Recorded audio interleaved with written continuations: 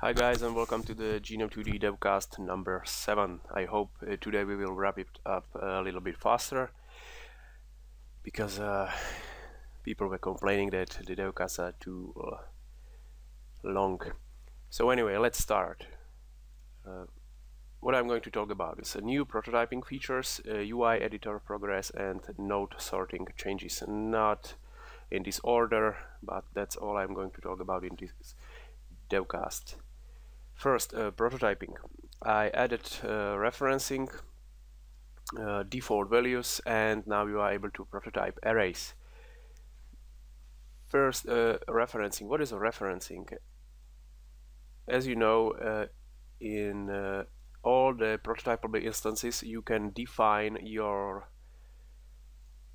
properties which should be prototypable as a prototype, and Genome2D macros during compilation will generate all the code necessary for this property being prototypable inside Genome2D. So it will export, it will import pretty much everything that's needed for this value.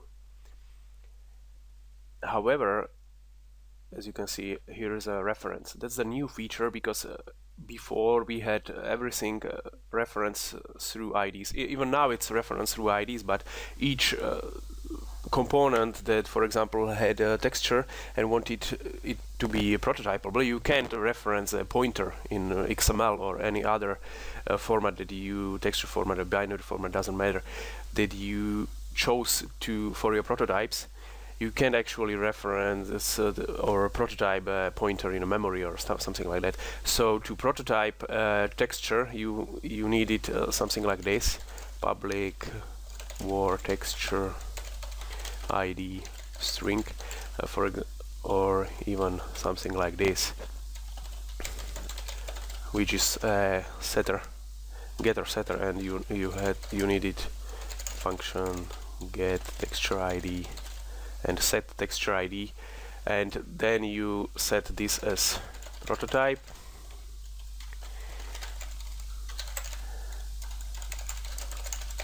Public set texture ID per value string. That's how the old Genome2D worked, and now this set the texture from texture manager. It doesn't import it here anyway, to your actual texture, public texture property that you couldn't prototype directly. So all these sprites and skins, for example, and UI elements, always when they wanted to prototype something, something that isn't directly prototypable because it's not serializable, you had to set getters and setters for it. So I decided to remove all these texture ID, skin ID, and stuff like that. And now you had to set your textures directly. So for example, sprites no longer have the texture ID, because I think it's better to, and for code readability, to set your textures like this directly, and you know what's going on. You didn't always know what is going on if you set just the texture ID. But to achieve this and still be able to prototype stuff, I had to introduce the referencing.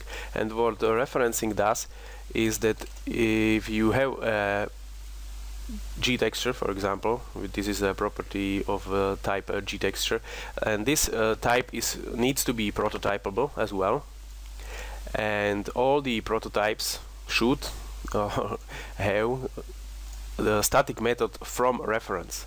So as you can see, this G texture has a static method from reference, which is actually the texture manager lookup anyway.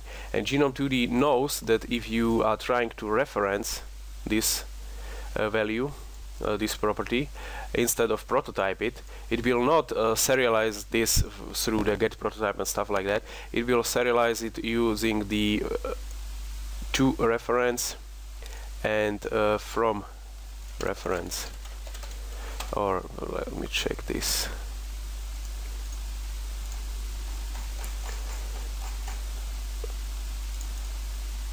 as you can see. So this is the new method for all the prototypes, which will save the prototype as a reference instead of just serializing the class. And then there is the from reference, which is a static, because it actually creates or lookups for an instance. It can't be an instance method, obviously, and we can't enforce it using the interface. But Genome2D macros will take care of that. If you don't actually implement the from reference method, it will automatically create it for you. It doesn't do that for now, but I will add it as well. So if you want to the prototypable, because you don't always want the prototypable to be referenced. If you want it to be referenceable, for example, like the texture or for example skins, use it inside Genome2D. All you need to do is implement the static from reference, and you can reference your instances. So it will not create a new prototype, it will just reference the one from the existing memory. If you don't implement the from reference, Genome2D will automatically implement something like this for you, which means it doesn't use references and can't be referenced. Next, I want to talk about default values. I implemented a new feature for Genome2D to check default values on prototype, because there was a lot of overhead in XMLs. All of you that used the prototypes know that if you, for example, traced the prototype of sprite, it had the blend mode, one texture something, then alpha and all these, and even though all you set was, for example, just the texture, because you wanted the default blend mode, you wanted the default alpha, you wanted all the default stuff. So now if I just trace the prototype of a sprite, all I get is gsprite texture, because now during compilation and some of the runtime magic, the Genome2D checks if the value is different from the default value set by the constructor, and it doesn't export to prototype default values. So let me show you. If I set blend mode to something different than normal, which is the default value obviously, and trace the prototype, as you can see, it's automatically added there. This is especially cool for, and why I implemented it for skins and UI stuff, because if you edit skins and UI, you don't always want the 9 slicing, like 4 different or actually 8 different properties set to default value mixing inside your prototypes when you never change them. They should be there only when you change them. The texture, for example, is always exported because texture is a reference and cannot have default value for now, because I couldn't come up with a solution for default value for any reference, for all references obviously.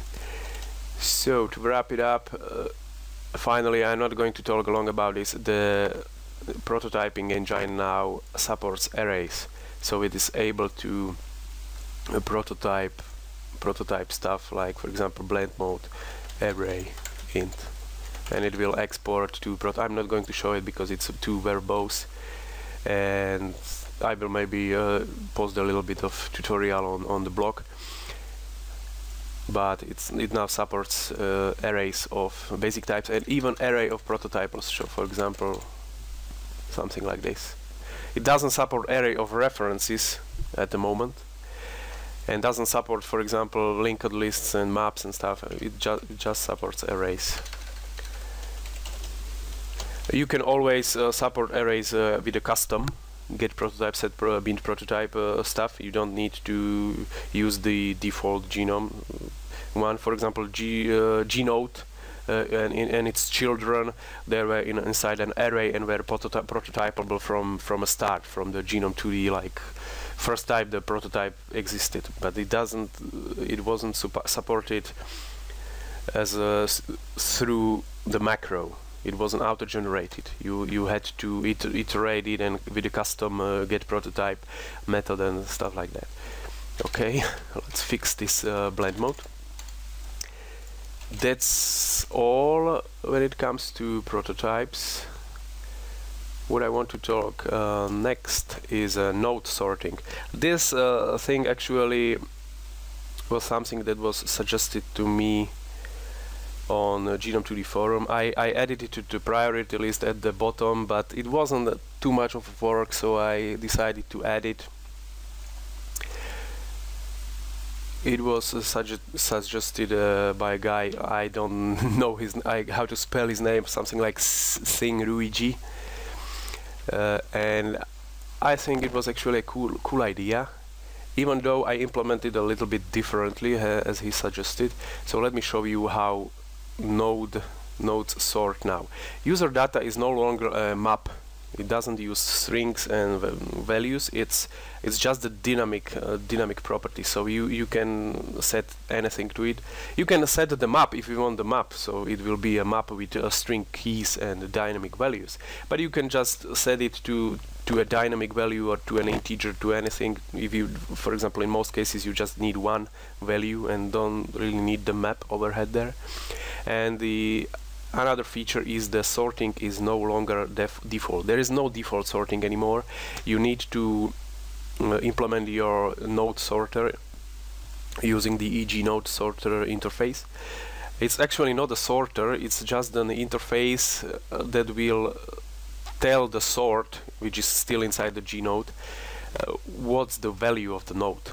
So you need to implement a value getter, I would say it.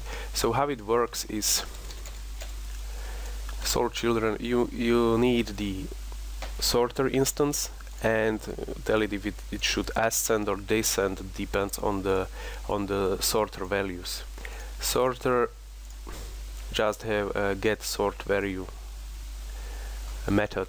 So for example, if you want to implement on Y, you will implement a node sorter that will take a node, and this function will return pnode.y. So if you want to sort on Y, if you want to sort on X, it will just return the X. You can pretty much sort on anything. If you want to sort on user data, it will return user data. The guy suggested that it should have a node sorter per node instance, which is too heavy, I think. Even you would always need to set all the nodes with a node sorter. So I decided that there is no reason to have a unique node sorter for different instances of, for example, I have a container and 100 children. There is no need that one of the children will have a different node sorter. So all they should be probably sorted on Y or on X, and there shouldn't be like some of them are on X, some of them are on Y. If you come up with a scenario where it's applicable, just let me know.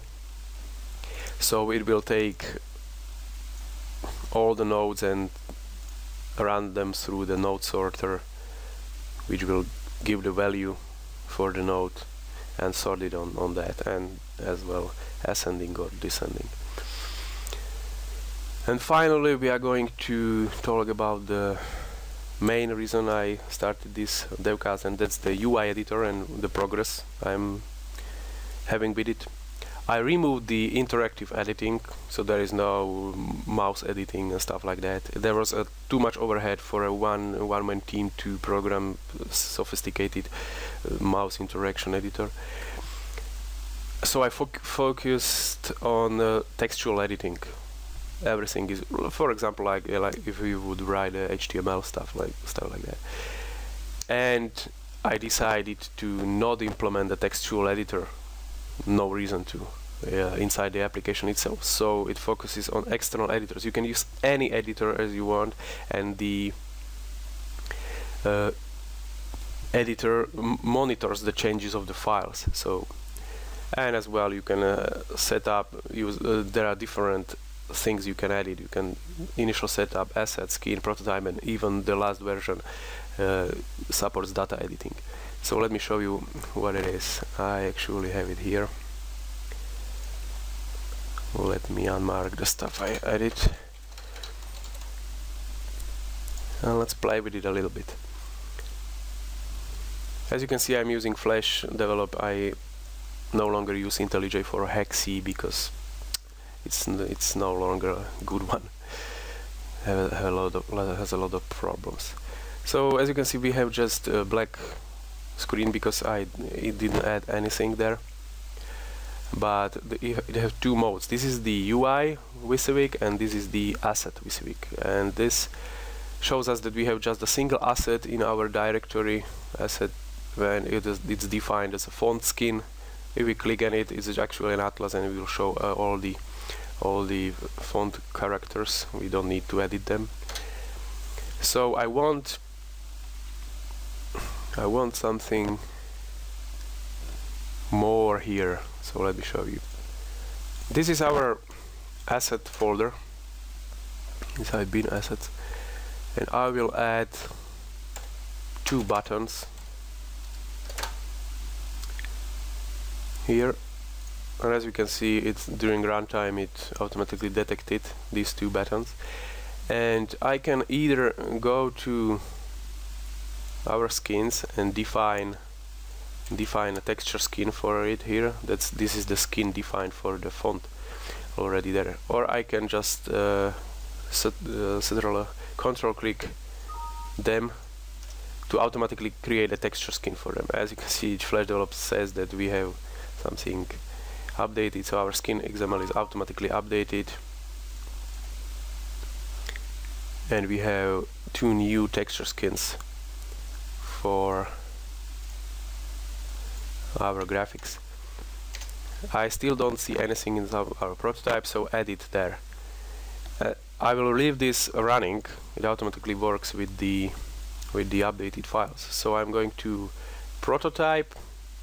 I'll have a single element there that takes the whole screen, top 0, 0 and top left and bottom right. So if I add the element with a skin but, which we just added, but and but2, let's look what it did. Oh, it's already there. I want it in the middle or at the bottom middle. So there is a new feature. I don't know if you tried it yet inside Genome2D. You can either set the anchor left, right, bottom, pivot or anchor X, but you can already set an align, which is 1 to 9 as a typical align grid, top left, top middle, top right and stuff like that, which will set all this stuff for you. So if I set it to 8, which is a bottom center, let's show what it does, and it's there. Nice. So let's say we want some menu, or for example, let me show you what the setup is. Setup, it's something that set up the camera screen and the UI screen. So as you can see, now we are set to Retina resolution for the UI and camera as well. So even if we resize this, it will take this aspectly correct part of the screen, and it takes the actual resolution of the Retina. So we are designing for the Retina, and all the other devices, stuff like that, will automatically rescale it. So for example, let's say we wanted to design for 800 to 600. So let's change this to 800, 600. So it will keep the virtual resolution at 800, 600, and we will set the UI as well. Most of the time you want to keep the UI screen size on the same screen you are using the camera. Sometimes you want it wider because you want to reach the left and bottom on the white screen and stuff. So we set this, and as you can see, our button is quite bigger now because it has smaller resolution, and on the Retina it was too small. Now it will, for example, if we run this on Retina, it will automatically scale on. I don't have a such large resolution on my display, but now it tries to keep everything inside it. This is, you are moving your coordinates inside this 800 and 600. It doesn't matter the actual coordinates it will run on devices. You are working with 800 on 600 now, and it scales for you. So let's add some. We are not going to close this. Add some menu here. So we want for it to move together. We will group it, and let's have 2 buttons, and this will not be aligned. The menu as a whole will be aligned. Now if we check it, what it does, it's down because it doesn't scale actually, so the actual button is somewhere under the screen. We want it to auto scale, which is we are going to add the horizontal for it. As you can, it's here. What the horizontal does, it automatically scales the parent to the children size, and it will keep the children after each other. So it's a horizontal list. If we added a vertical list, it would be on top of each other. But if you don't use this, the parent is actually not scaled to anything. It is a 0 height, and if it's a 0 height, and it was on the bottom, and the children were actually down. Elements inside the Genome2D UI don't scale automatically. So let's add one more. Oh, now it's too wide, so we are going to resize it a bit. Now we want some text here. No problem. We are going to add the element. Let me show you 2 ways. And skin is our font skin, which is font skin, and it uses a font ID font because we named the font, but you can have any name, and it actually scales because the font is a little bit larger, so I scaled it to 0.7. So, and we want some label here. Let's check what it did. Oh, and now we see our font because it's black and it's a top left. Now again we need a line, and now we want it in the middle, so align 5. And it's here. It's in the middle of the element, but the element we don't really want it in the middle. We want it a little bit lower, so we can offset it by anchor Y. Let's say 20 pixels. Check it out. That's too much. 16 pixels. Okay, even less. And now we have our label. We can add this to all the others as well. But let's say we want to have this data driven, so we want the classic model view and controller stuff. Our model is this, obviously. Our view is the component of the Genome2D, and our data, or our model will be data. Now this is our model as well as for example view, but we want the data for this. For example, we have localization. We don't want to our server side to set everything. We want just to set this label. So we have this data here.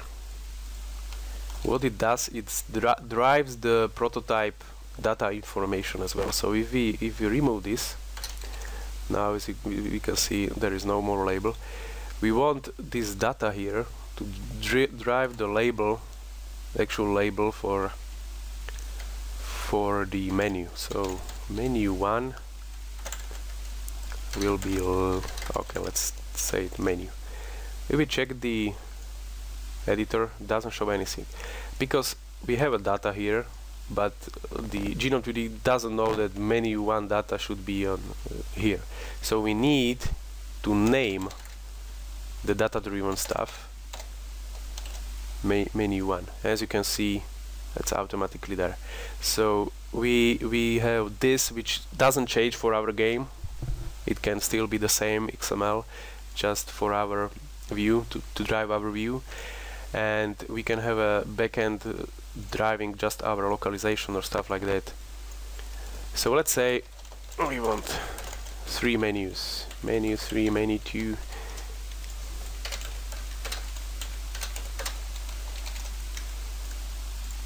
No problem. We don't really need this here because we don't need the node value anymore.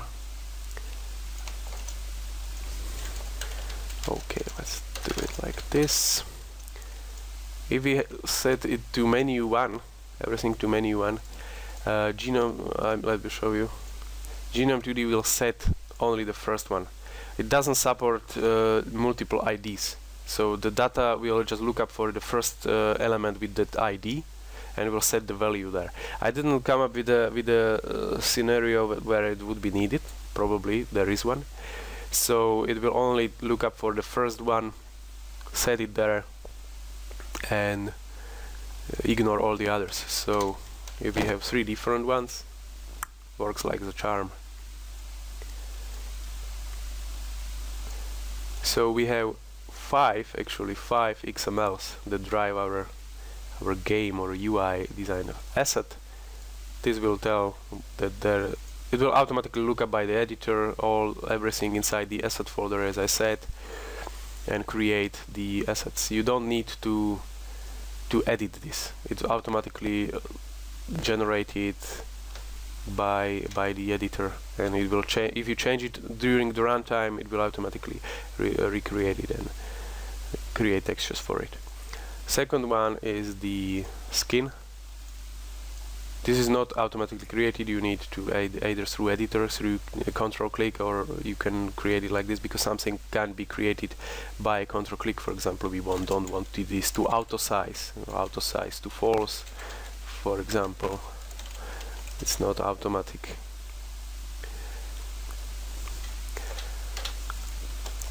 Third is our prototype, which is our view. You can have the data directly inside the prototype, or you can have it data driven through the data XML. And finally there is the setup, which sets the screen and UI width. This is most of the time set inside actual game in the code. All the other, and even the assets, most of the time, all the other you will import into your actual game and work with them. I work on a game here, and I use this editor a lot of time. Let's do just to finalize this, one more button or menu at the top. So we will have the element, another element, align top middle, which is a 2, and skin but 2. Let's check it out what it does, and it's there. Let's say we want to size it to left and right. If we just scale it like this, for example, anchor left 0 and anchor right 1, it will scale, and even the alpha will scale, obviously, and it doesn't look good. So we want to apply a nice slicing. As I said, UI inside Genome2D supports all kind of slices, from 1, 2, 3 slices, 4 slices, 5 to 9 slices, and this is ideal for 3 slices. So we will have 1 slice middle, which will resize, and this one slice. So we go to skins on our butt, which is a butt 2 actually, And this is what I said. It can be set from the editor through visual component. You can set it here. So we'll set the slice here.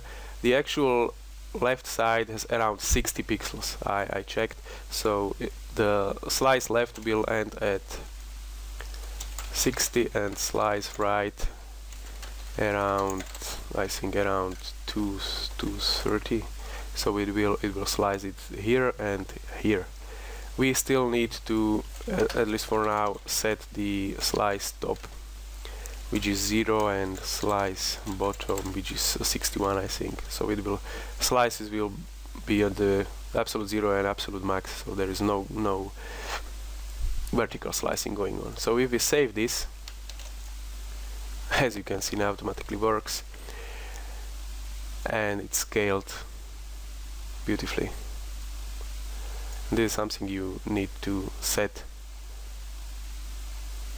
inside the editor, and something that really works good with the default values I introduced for prototyping, because if you actually work with this without the default values already in the prototype, any skin you created, the Genome2D would export your skin with all these slice left 0, slice right 0, slice top 0, slice bottom, which was too much, and it's not always needed.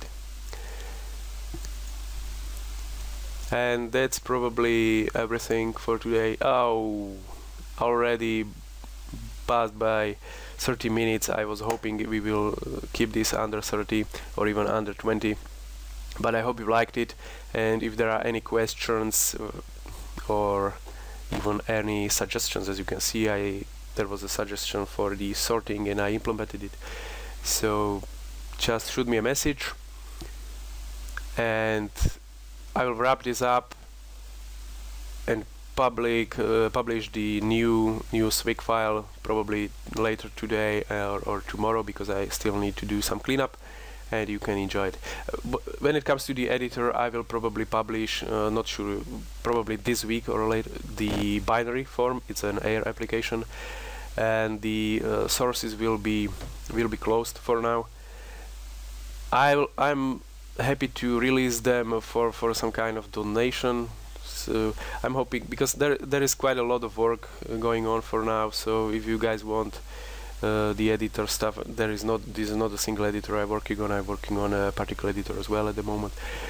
So I'm hoping I will start up some kind of a donation club for all the guys interested in it, for something more than the core. The Genome2D framework and core and all that stuff will be open source and free for eternity, but all these new external tools, I would say, will not be free probably, because I still need to at least run the web, and it costs something. Obviously, I'm not even counting my time, because if I counted it would be like too expensive.